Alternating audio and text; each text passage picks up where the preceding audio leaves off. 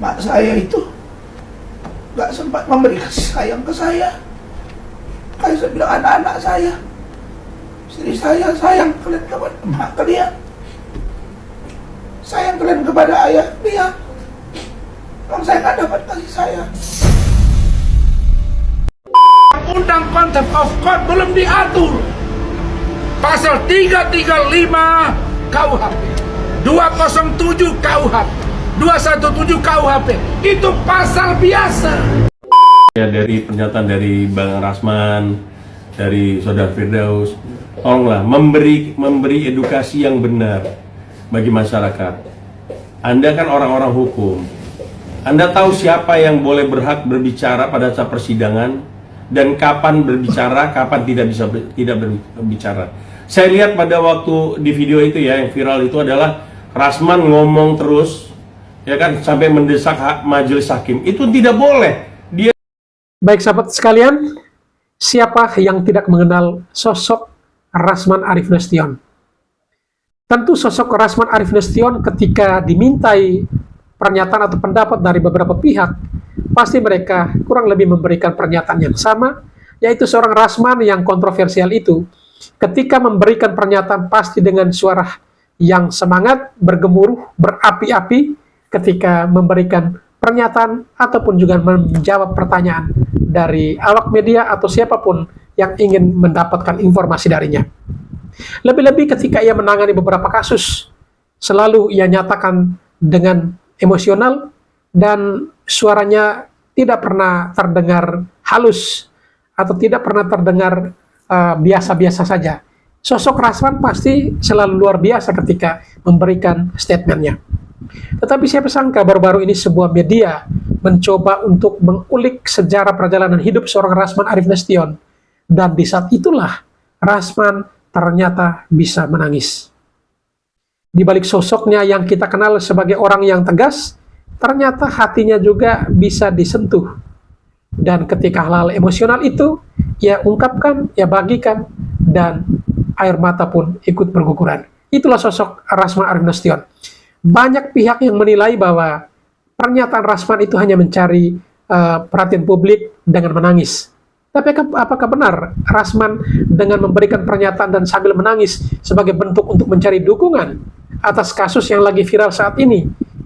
Dan ternyata berita terakhir, Rasman maupun Firdaus sama-sama sudah dibekukan berita acara sumpah advokatnya dari pengadilan tinggi, baik di Serang, Banten maupun di Ambon, Maluku. Baik, seperti apa kisah atau cerita Rasman sampai menangis dan juga apa tanggapan dari para netizen? Mari kita ikuti video-videonya.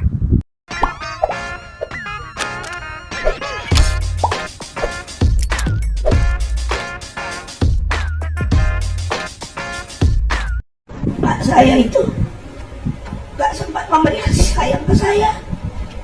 Kayak saya bilang anak-anak saya, istri saya sayang kalian kepada mak kalian, sayang kalian kepada ayah dia. Kalau saya nggak dapat kasih sayang. Masuk ke rumah itu, atapnya bocor-bocor, lantainya tanah, dindingnya bocor-bocor. Di mana tidur? Kalau nggak ada orang di dua, saya diserang begini, bapak belur saya. Dalam hidup ini kita harus penuh dengan semangat. Semangat dulu diutamakan. Dan dia sanggup di era pertempuran kayak gini, dia masih survive dan memikirkan kami semua gitu. Jadi menurut aku ya sosok yang luar biasa. Paling jadi gara-gara ayah aku pinter, viral, paling mereka jadi makanya benci.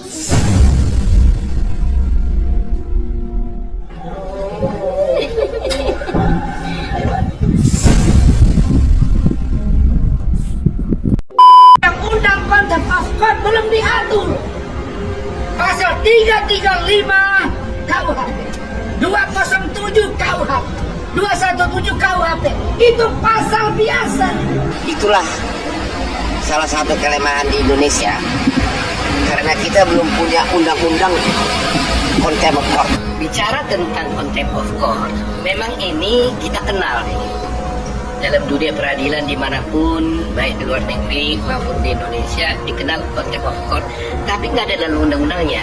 Jadi sekarang ini hanya bisa kita rasakan, kita pahami. Halo guys, dengan saya Hendar Samarantoko di Legal Talk. Ini rame banget masalah Rasman sama si Firdaus ini. Saya tidak akan menghujat mereka karena udah banyak yang hujat ya. Jadi nggak usah lagi lah ya, dengan kedua orang itu juga teman-teman saya. Cuman begini, masukan saya ke depannya ya, supaya kepada para organisasi advokat ini untuk selektif dalam merekrut advokat.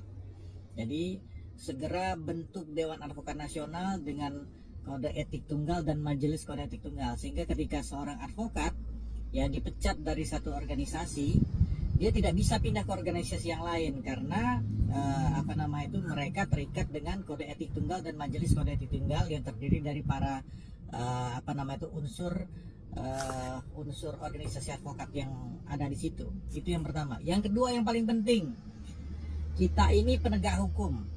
Polisi, jaksa, hakim, pengacara, penegak hukum. Polisi, jaksa, hakim itu melakukan psikotes. Nah, kita tidak ada advokat yang dilakukan psikotes. Jadi, saya mohon dimasukkan nanti supaya dilakukan psikotes terhadap para advokat ini. Ya, calon advokat ini. Sehingga nggak ada advokat yang mengalami gangguan jiwa, gangguan mental. Ya, yang bisa jadi advokat. Itu penting sekali. Oke, terima kasih. Salam Legal Talk. Hendar Samarantoko di sini. Setiap orang dilarang untuk membuat kegaduhan di dalam persidangan pengadilan. Tapi apa aturan yang melarang itu? Mari kita baca pasal 217 Kitab Undang-Undang Hukum Pidana, teman-teman semuanya. Ini adalah Kitab Undang-Undang Hukum Pidana yang masih berlaku, yang nantinya akan digantikan dengan Undang-Undang Nomor 1 Tahun 2023 di tahun 2026. Tapi saya bahas dulu ketentuan yang berlaku sekarang. Nanti di video berikutnya saya akan bahas apa yang diatur pada Undang-Undang Nomor 1 Tahun 2023. Pada pasal 217 dikatakan begini.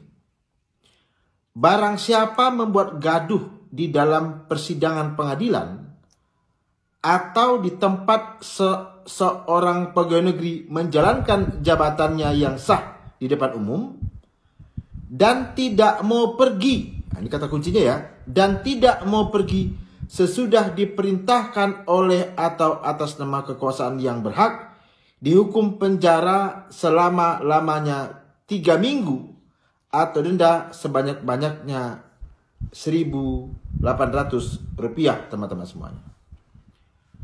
Apa yang dapat kita lihat dalam komentar ya, dalam buku yang ditulis oleh Bapak R. Susilo ini, dikatakan, 1. Perbuatan yang dilarang dalam pasal ini ialah membuat gaduh dan sesudah diperintahkan oleh yang berhak tidak mau pergi.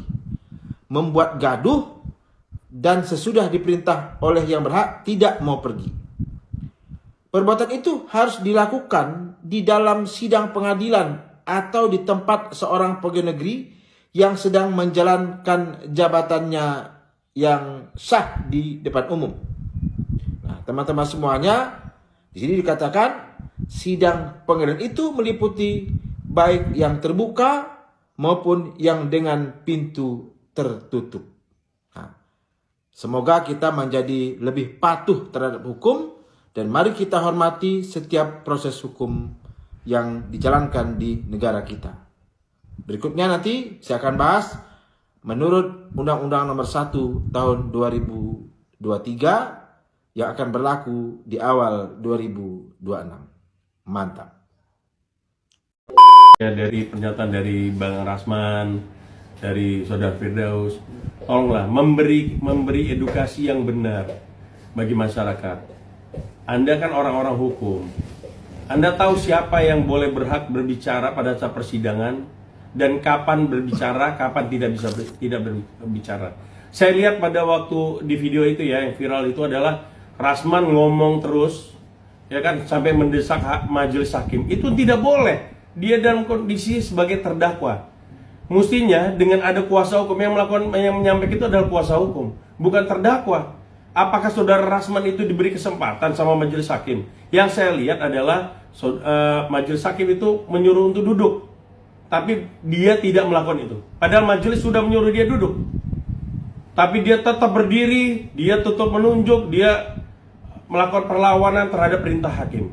Sebenarnya kalau seperti itu bisa aja perintah majelis itu untuk langsung ditahan atau seperti apa, karena itu melanggar. Itu sesuatu yang nggak wajar lah. Ada mekanismenya jika melakukan keberatan. Mestinya kuasa hukum juga menyampaikan. Kalau dibilang masalah terbuka atau itu adalah kewenangan hakim. Apalagi saya dengar lagi kemarin dia pada sidang berikutnya akan mau pakai toga. Mulai kapan ada terdakwa pakai toga? Coba kasih pembelajaran hukum. Anda itu seorang katanya seorang yang sudah sering bersidang, ya, sudah berpraktek sekian lama, 100 persidangan. Masa nggak tahu harus advokat itu seperti apa? Waktu sempat menghampiri saksi ya, Hotman itu diperbolehkan nggak sih? Nah itu dia, itu juga. Kenapa? Makanya kok merasa jadi dia yang terzolimi, bahwa dia diperkusi. Lo yang menyampaikan Hotman Paris itu siapa? Saya netral loh, maksudnya nggak ada mau bela Bang Hotman atau seperti apa. Tapi ini Bang Hotman ini kan masih duduk di kursi saksi. Apakah dipersilakan sama majelis? Tidak. Rasman ini terdakwa, masa menyamperin saksi? Terus kuasa hukumnya diam aja. Saya bikin ada hakim, kau tidak masih penjara. Bebe dijemput lu sama Alvin Lim. Manggil-manggil namanya lu ya. Tuh gelang tuh, lihat tuh. Lompat ke atas balik lagi. Kayak ada yang megangin gitu terus. Hati-hati mah omongan. Hati-hati. Belum siap ngelayat. Banyak juga netizen yang bilang seumur mereka lihat pengacara baru sekali lihat pengacara seperti itu juga. Oh enggak, salah. Banyak kejadian-kejadian yang mendekati contempt of court, yang melakukan persidangan, yang terjadi di media sosial, bukan dong. Contohnya kemarin Nikita Mirzani, di depan hakim itu dikacat di kertas, di muka jaksa. Lalu speakernya, padahal pengadilan tuh masih berjalan loh. Mic-nya dibuang begini sama Nikita Mirzani. Itu kan contempt of court. Ada lagi seorang pengacara hakim pakai gesper lagi persidangan berjalan. Kena nggak hukuman? Hah? Kena hukum? Nggak ada yang dihukum. Masalahnya sekarang gue mau dihukum. Tentang lawan gue Hotman. Aduh, Bang Firdaus Wibowo ini ya. Sekarang di podcast dia bobo nama orang, bobo nama Nikita Mirzani. Dia bilang mendekati contempt of court, ya kan? Bahwa contempt of court itu perbuatan atau tingkah laku seseorang ya yang merendahkan martabat ataupun kewibawaan peradilan kita. Nah, berarti kan dia paham nih, ya kan, arti dari contempt of court. Tapi kenapa dia naik meja sidang pada saat itu ya? Kalau membandingkan apple to apple antara Bang Firdaus dengan Nikita Mirzani pada saat persidangan, ya beda sekali lah. Nikita Mirzani itu orang sipil, ya kan, bukan praktisi hukum yang paham hukum betul-betul gitu. Kalau Bang Firdaus ini kan praktisi hukum, ya kan, sekolah hukum juga. Ya kan, jadi harusnya paham bagaimana yang benar di dalam persidangan kan gitu. Ya kan, mungkin Nikita Mirzani pada saat itu terdakwa juga, ya kan, dia mungkin merasa hak-haknya tidak dipenuhi, jadi mungkin ya marah gitu kan. Kalau Bang Firdaus ini kan pada saat itu pengacara, ya kan, ya jelas berbeda. Terus Bang Firdaus juga ada bawa-bawa pengacara yang lempar gesper. Kata abang nggak dihukum dalam podcast itu. Tahu dari mana bang? Coba abang searching dulu. Abang nggak punya paket internet. Orang jelas-jelas pengacara itu setelah lempar gesper dia ditahan, ya, terus disidang, akhirnya divonis 6 bulan penjara, bosku. Dan menurutku ada perbedaan antara pengacara gesper tadi ya dengan Bang Firdaus ini. Kalau pengacara gesper ini ya setelah lempar gesper dia menyesal, ini ada beritanya nih, ya kan? Nah, kalau Bang Firdaus beda. Ya, dia nggak menyesal, tapi dia bilang tolong PN Jakarta Utara buka CCTV. Gimana caranya kok bisa saya tiba-tiba di atas meja? Kocak. Adindaku Habibur Rahman, Ketua Komisi 3 DPR RI. Saya melihat Pak Rasman ini kok semakin lama semakin lucu ya.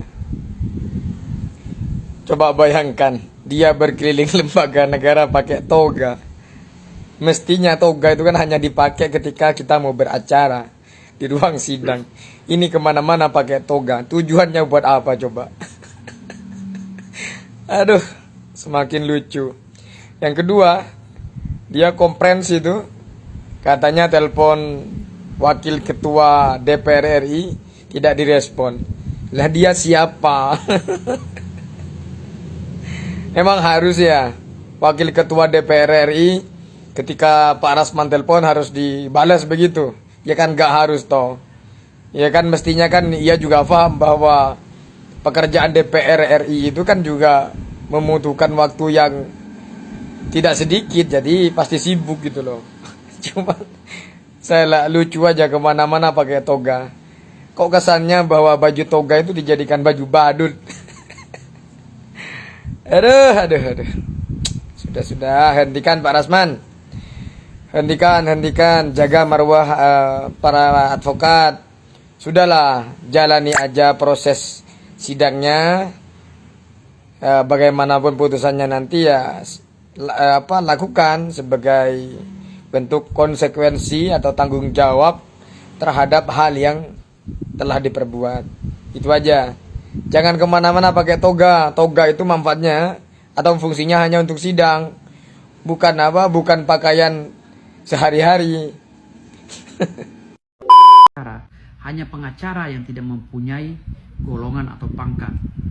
Izin setik ya Bang Firdaus ya.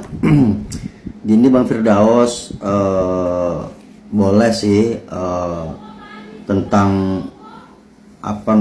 pengacara semi militer itu kan hak Bang Firdaus nih ya. Akan tetapi saran saya janganlah laju bintangnya di sini Bang, kayak obat sakit gigi aja bintang 7 retep di sini. Bintangnya cukup lah di baju, baretnya biar polosan gitu kan keren. Bintangnya kayak benteng kabupaten gitu. Gitu Bang. Jadi terus perihal tentang Bang Firdaus diberhentikan tuh dari KAI, saya selaku netizen ya turut prihatin aja. Ya semoga kedepannya Bang Daus bisa lebih baik, bisa lebih kompeten, bisa lebih berintegritas, bisa lebih berwibawa lah ya gitu. Ya harapan saya kalau bisa sih Bang Firdaus itu jangan jadi pengacaranya. Siapa itu? Si Rasman lah.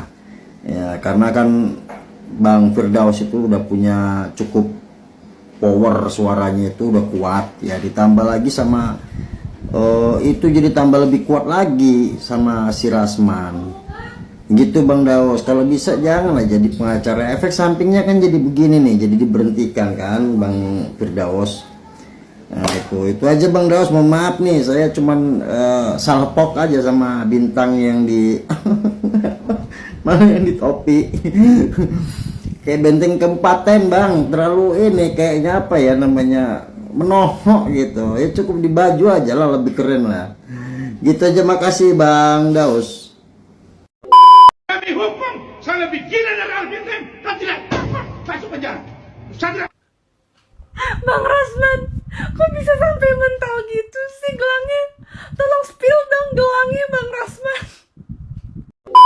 Wah, bahaya sekali. Tadi siang saya baru lihat ternyata Mahkamah Agung sudah meminta kepada PN Jakarta Utara untuk memproses Bang Rasman dan Bang Firdaus dalam contempt of court untuk melaporkan mereka ini ke pihak kepolisian gitu ya. Dan ini bahaya sekali kalau sampai diproses. Karena apa? Karena Bang Rasman dan Bang Firdaus ini bisa kena pidana dalam penghinaan terhadap peradilan. Ini semua akan menjadi pelajaran untuk kita semua, para pengacara baik itu senior maupun itu junior, untuk bisa lebih menghargai jalannya sebuah persidangan dan lebih menghargai profesi kita sebagai profesi yang mulia gitu ya. Kita ini sebagai penasehat hukum jelas untuk membela klien, hak-hak klien kita. Tapi di jalur apa? Di jalur hukum. bukan di jalur marah-marah atau mengeluarkan emosi kita, karena kita ini penasehat hukum, bukan preman ataupun bodyguard. Perlu digarisbawahi ya, penasehat hukum bukan bodyguard. Dan satu lagi yang harus kita semua tahu adalah otoritas seorang hakim untuk memeriksa saksi dan melakukan sidang itu secara tertutup ataupun terbuka itu dijamin penuh oleh undang-undang. Jadi seharusnya Bang Rasman udah mengerti dan paham itu, bukan marah-marah meneriaki hakim karena tidak terima. Itu adalah sesuatu yang sangat mencederai persidangan kita menurut saya ya. Dan ini akan jadi pelajaran buat kita semua untuk lebih bijak lagi dalam beracara. Dan untuk Bang Rasman dan Bang Firdaus, semoga kejadian ini tuh bisa menjadi pelajaran gitu ya, untuk kedepannya lebih bijak lagi dan lebih mengedepankan kode etik sebagai pengacara. Terima kasih. Suruh belajar lagi ilmu hukum Hotman Paris. Ya, doktornya dari mana dia? Anjay, Hotman Paris disuruh belajar hukum lagi. Sampai dikata-katain literasinya nggak jelas, artikulasinya nggak jelas gitu. Tapi yang jelas akiknya Hotman Paris jelas loh ya, jelas-jelas mahal. Ya nggak? Ya nggak? Ini pengacaranya siapa kemarin yang naik-naik meja di pengadilan yang ribut, Pak Rasman ya. Ya ampun, seluruh Indonesia juga tahu siapa Hotman gitu, dengan reputasinya yang jelas gitu. Kalau Anda sih nggak tahu ya, memang sering warawiri di TikTok, di media sosial, di infotainment, tapi bukan untuk apa ya namanya, kasus-kasus yang oke gitu. Kalau Hotman Paris jelas pengacara, pengusaha juga, dulu malah sempat punya apa, TV show, ya nggak? Kalau Anda lawan Hotman Paris sih, ya semua orang juga tahu siapa yang menang, ya nggak? Hotman Paris itu gak ada apa-apanya sama saya. Kecil sama saya. Ya, bagaikan kalau Hotman Paris nggak ada apa-apanya di matamu lah, kenapa dicabut itu KTA-mu itu? Menyala kan? Jangan ya bang, sia-sia orang tua ngasih kamu sarjana itu SH, MH.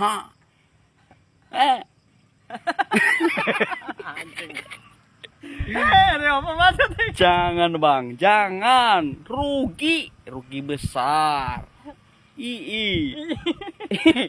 Balau itu.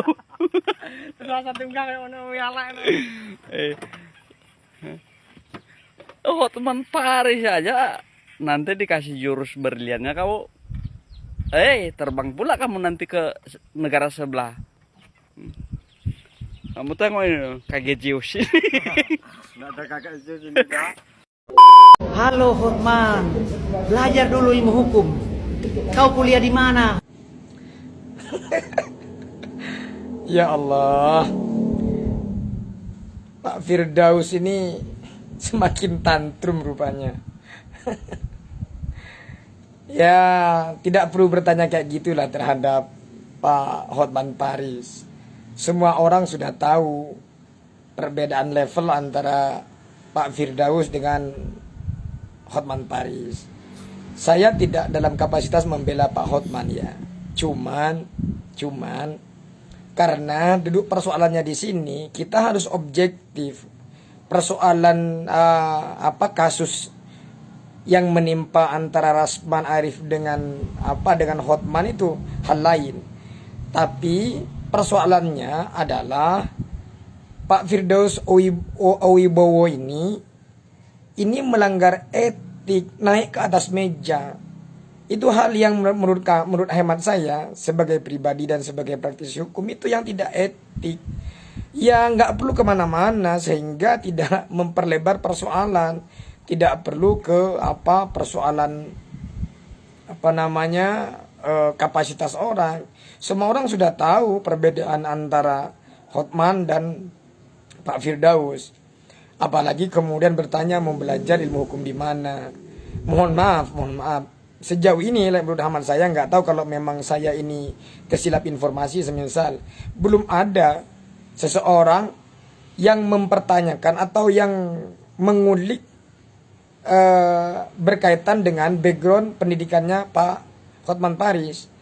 Tapi kalau nggak salah, kalau jenengan kalau nggak salah itu pernah dikulik berkaitan dengan ijazah Pak Firdaus ini. Kalau nggak salah itu sama dengan siapa Rasman Arif, yaitu kalau nggak salah bawa salah satu universitas kalau nggak salah Universitas Ibnu Khaldun kalau nggak salah itu ya. Mohon maaf kalau saya salah, sekali lagi mohon maaf. Tapi kalau nggak salah saya juga pernah melihat itu bahwa saudara Firdaus ini alumni Ibnu Khaldun. Nggak tahu apakah kemudian Universitas Ibnu Khaldun ini mengakui bahwa Pak Firdaus ini bagian dari alma maternya, cuman kurang paham. Cuman kalau Rasman Arif sudah diklarifikasi bahwa Rasman Arif itu bukan bagian dari alma mater Ibnu Khaldun. Cuma nggak tahu kalau Pak Firdaus Oibowo ini. Kedua, nggak perlu bertanya persoalan literasi. Semua orang sudah tahu siapa kualitas antara sampean Pak Firdaus dengan Hotman Paris. Kalau dengan faham berkaitan dengan literasi, tidak mungkin kemudian Pak Firdaus itu naik ke atas meja. Hal-hal sepele aja itu kan udah menggambarkan kualitas gitu loh. Perilaku itu kan menggambarkan kualitas dan pikiran seseorang. Ya masa orang yang jelas-jelas dengan secara kasat mata mempertontonkan etika yang kurang baik di depan persidangan kemudian naik ke atas meja mau bertanya literasi seseorang yang dalam menurut hemat saya sebagai pribadi yang sangat objektif itu bisa mempertontonkan kualitas diri di depan sidang. Persoalan Pak Hotman Paris di luar sidang dia glamor, dia memamerkan kemewahan ya tidak soal. Yang penting di muka persidangan dia menjaga etik, dia paham contempt of court itu tadi. Nah, kan ada norma, kita kan beracara itu kan ada panduannya. Apa? KUHP. Dalam kasus pidana. Jelas kan? Pasalnya jelas. 218 itu jelas bagaimana kemudian mengakomodir perilaku penegak hukum khususnya lawyer di depan muka persidangan. Nah, ngapain sekarang kemudian bertanya kemudian menyepelekan status pendidikan seseorang? Semua orang di negeri ini sudah tahu perbedaan kualitas sampean Pak Firdaus dengan Pak Hotman. Jauh, bener. Memang benar yang sampean katakan bahwa kualitas sampean dengan Pak Hotman Paris itu jauh. Langit dan bumi memang. Sampean itu buminya, Hotman Paris langitnya. Tolonglah jangan mempertontonkan dagelan lagi. Cukup introspeksi diri, menjadi lelaki dan lelaki sejati itu mengakui kesalahan. Kalau memang salah, minta maaf dan berjanji untuk tidak mengulanginya lagi. Bukan dengan seenaknya karena setelah dikeluarkan oleh OA tertentu kemudian disambut dengan Rio de OA lain semisal. Nggak begitu caranya. Untuk menjaga martabat itu nggak begitu. Cukup akui aja kalau salah ya katakan salah sebagai seorang kesatria, sebagai seorang laki-laki. Apalagi Pak Firdaus ini pernah mengklaim bahwa dirinya kan mengaku keturunan sultan. Ya tunjukkan dong, masa sultan tidak punya etika? Masa sultan tidak bisa menjadi seorang kesatria? Cukup mengakui kalau salah. Semua orang mengatakan di negeri ini perilaku Anda Pak Firdaus Oibowo, ya, sekali lagi saya tekankan, sama-sama rekan sejawat, saya juga berprofesi advokat. Semua orang mengatakan bahwa perilaku Anda naik ke atas meja itu hal yang tidak dibenarkan. Itu secara etik tidak benar. Apalagi sudah ada norma yang mengatur tentang itu. KUHP mengatur itu. Pasal 218 mengatur tentang itu. Ada contempt of court yang harus kita jaga sebagai penegak hukum. Kita harus menjaga marwah kita sebagai penegak hukum, sebagai advokat. Jadi nggak perlu kemana-mana, nggak perlu menunjukkan kebanyolan-kebanyolan lagi. Semakin Anda bersuara begitu, maka Anda semakin mempertontonkan isi atau kedanggalan cara berpikir Anda. Semakin mempertontonkan kualitas keilmuan Anda. Cukup menjadi laki-laki kesatria, minta maaf, dan berjanji untuk tidak mengulangi. Itu saya pikir lebih mendapatkan respek yang luar biasa dari masyarakat. Elokkan ke kasus saya. Kasus naik meja. Lebih terhormat naik meja apa naik ke badan wanita? lebih terhormat mana? Naik meja persidangan atau naik tubuh wanita? Ya lebih terhormat naik tubuh wanita lah bang. Tertutup di dalam ruangan, nggak terbuka seperti abang naik meja persidangan. Satu lagi, ya orang istri sendiri gimana? Bukan lagi terhormat, beribadah. Ngeri. Satu lagi, udah naik meja, nggak merasa naik meja. Saya juga nggak tahu siapa yang naikin saya ke meja. Waduh, ngeri. Terima kasih banyak. Saya Dr. Kandidat Muhammad Firdaus Oyobo SMH CFLS CLC CMK, didampingi dengan abang saya Bang Rasman Arif Nasution. Terima kasih banyak juga yang terkhusus bagi ketua umum kami, ketua umum saya yang baru, Bapak Doni Eskom Mkom CMD ya. Jadi alhamdulillah hari ini saya resmi ya menjadi anggota Feradi WPI. Jadi kami serahkan KTA-nya.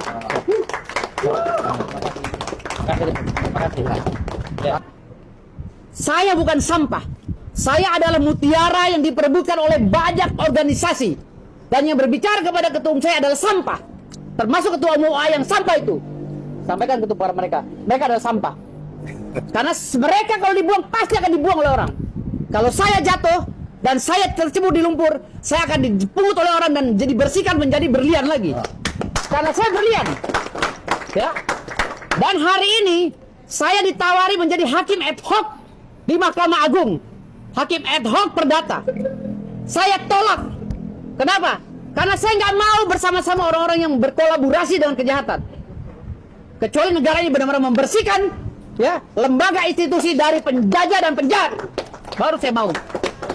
Ya. Saya adalah mutiara. Oke. Ya, tenang. Oke.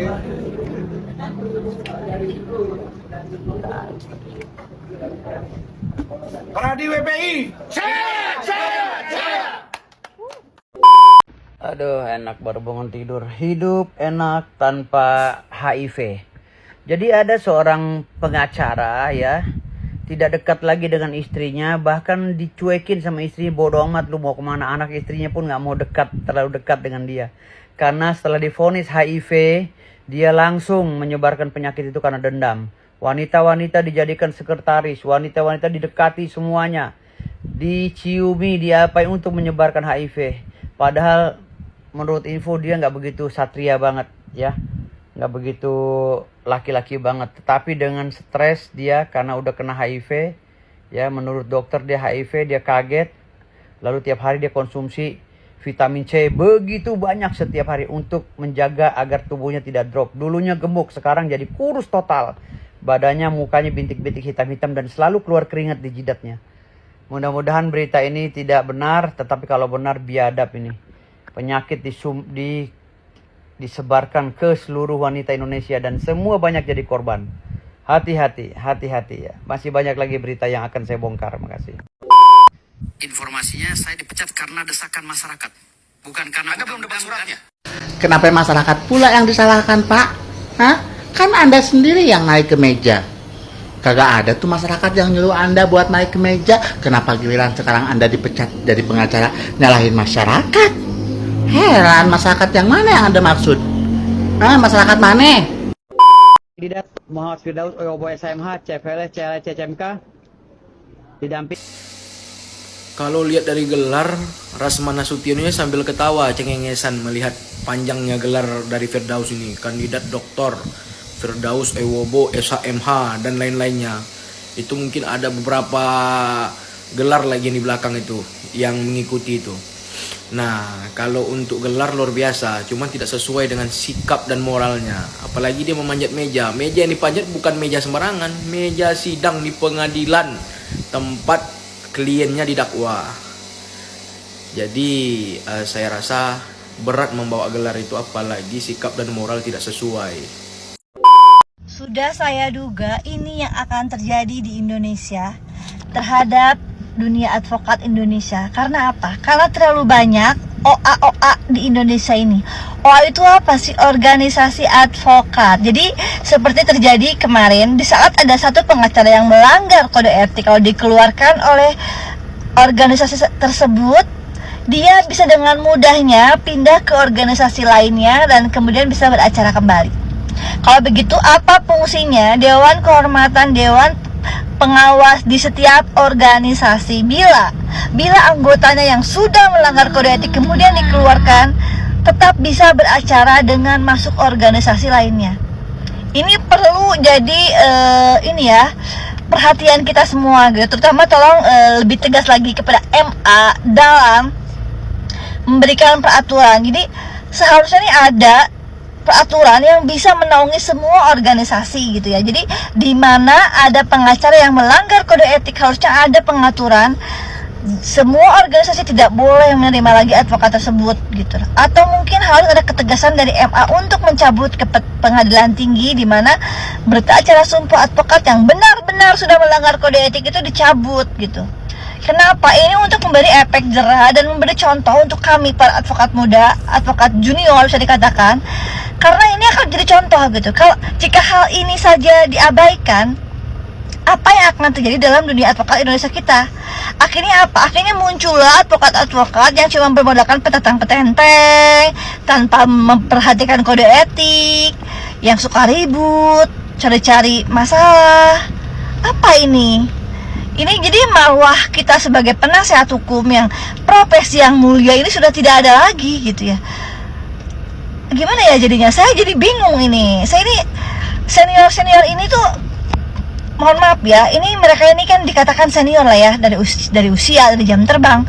Tapi kenapa tidak bisa memberikan contoh yang baik untuk kami para advokat muda gitu ya?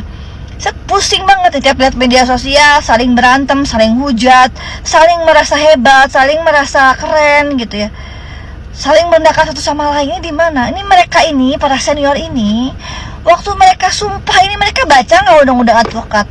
Di situ kan dijelaskan bahwa advokat dilarang berperilaku buruk, harus menjaga kode etik, harus saling menghargai rekan sejawat, bukan saling merendahkan. Even kita rival dalam persidangan, di luar persidangan kita adalah rekan. Itu yang harus dipahami ya.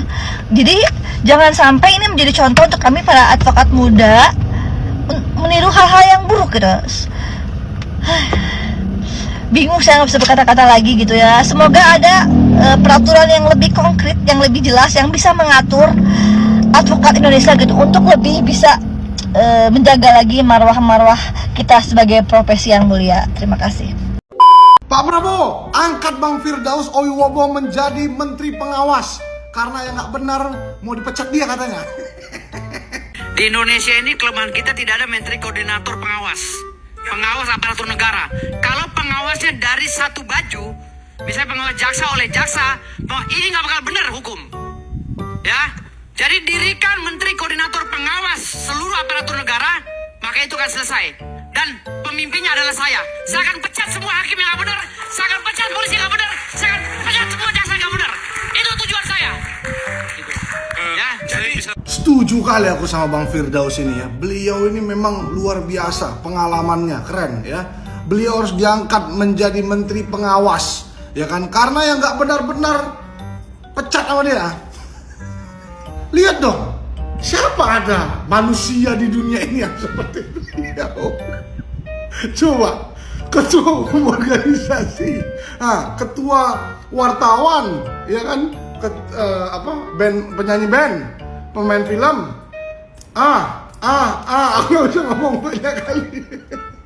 Dan beliau bukan orang biasa, cucu sultan. Jadi udah layak jadi menteri, ya. Supaya ada pembenaran hukum di Republik ini. Tapi Bang Firdaus, kan Bapak Presiden kita lagi potong-potong anggaran, ya kan? Kalau bikin kementerian baru dipimpin sama Bang Firdaus, nanti anggarannya nambah, ya kan? Dan juga ya Jaksa Agung, ya Kejaksaan, Kepolisian Republik Indonesia, Menhan dan segala macamnya itu sudah dibawa Kemenpolkam. Ya kan, jadi sudah ada juga mereka pengawasnya diawasi sama Kemenpolkam ya Bang. Dan semua kementerian itu, baik Kemenpolkam juga, diawasi oleh presiden dan wakil presiden. Apalagi presiden kita Bapak Prabowo. Jadi abang gak usah sanksi-sanksi soal pengawasan. Dan juga pengawas sekarang yang paling mantap ya, matanya paling mengawasi, menyoroti semua pejabat-pejabat adalah rakyat, masyarakat. Ya kan, dikit-dikit pejabat buat salah viral bos, di videoin langsung cet viral, copot, pecat. Ya jadi udahlah bang, udah ya. Abang lagi jadi apa sekarang? Lagi jadi lawyer, lagi jadi penyanyi, lagi jadi apa sekarang? Udah itu aja dulu Abang tekuni. Oke abangku siap, hormat. Baik sahabat sekalian, demikianlah beberapa buah video yang coba saya reaksi pada kesempatan kali ini. Dan kepada para sahabatku sekalian yang mungkin setelah menyaksikannya dan ingin berkomentar, silahkan tulis di kolom komentar. Sekian dan terima kasih dan sampai berjumpa kembali di video selanjutnya.